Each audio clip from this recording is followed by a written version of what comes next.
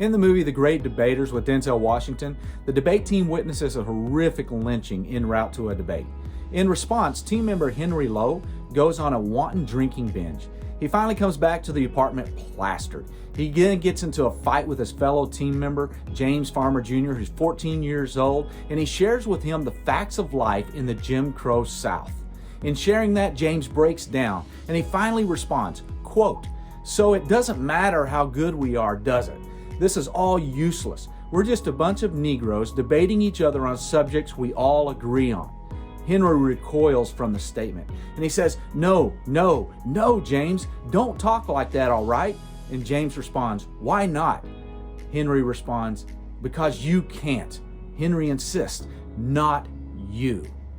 James is the alternate. He's the best researcher for the team. He also had the moral clarity the rest of the team lacked. Despite Henry's wanton night out, he couldn't stomach James faltering. James was everything good Henry hoped for in his people. James goes on to give the closing debate argument that wins the nationally broadcasted debate with Harvard.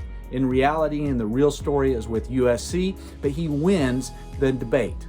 This is one of my favorite movies, however, the scene rarely gets mentioned, but it shows what type of person we're called to be in this world. We are called to be an anchor for the people that are around us. We are called to be the not you, the type of person that people look at and they just cannot stomach the lack of moral clarity in our lives. In fact, Titus chapter 2, verses 6 through 8 exhorts us to be, in all things showing yourself to be a pattern of good works, in doctrine showing integrity, reverence, incorruptibility, sound speech that cannot be condemned.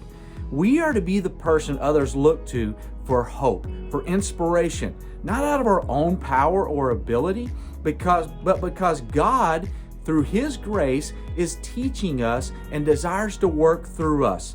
In fact, Titus goes on and says, "For the grace of God that brings salvation has appeared to all men, teaching us that denying ungodliness and worldly lust, we should live soberly, righteously, and godly in this present age." Verses 11 through 12. God desires to work through our lives, to teach us and to work through us, to be His light in the world. We are called to be moral guideposts for those around us. We are called to be an inspiration and a beacon of hope, not out of our own power, but by the grace of God teaching us and working through our lives. However, we often get discouraged, selfish, depressed, angry, and on it goes. Name the emotion. Wherever you are on the emotional roller coaster of life today, God desires to work through you, not just for your own good, but for the good of all those you love and impact in life. You may be dealing with some of those negative emotions right now today.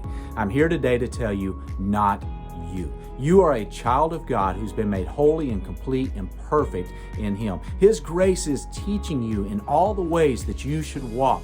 He desires to work through you to not only impact your own life, but to impact the people around you. The entire world may seem like it's falling apart, but in God's hands, not you.